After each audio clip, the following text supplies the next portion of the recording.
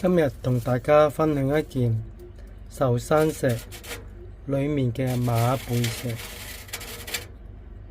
題材係龍女。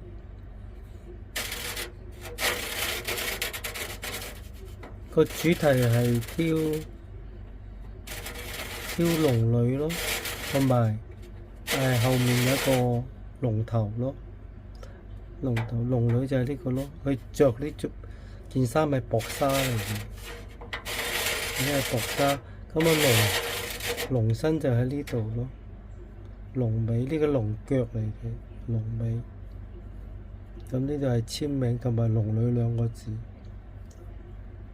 中間呢度紅色就係攞個巧色咯，主要係攞前面呢個黃色嘅部位嚟挑龍女咯。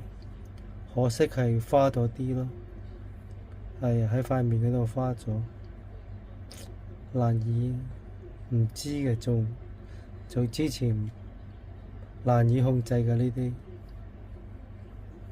石頭係馬背石咯。初出嘅馬背石嗰陣時，啱啱出產呢，以嚟當稻靈坑賣，但係到咗後期呢，佢冇需要當稻靈坑咯。因為佢產量好少，呢個龍女有龍角嘅，產量好少。而家變咗馬背石貴過稻靈坑，但係佢個石質介乎喺高山石同稻靈坑之間，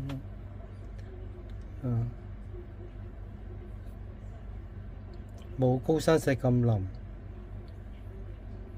但係呢，就又冇高稻靈坑咁硬，介乎中間咯。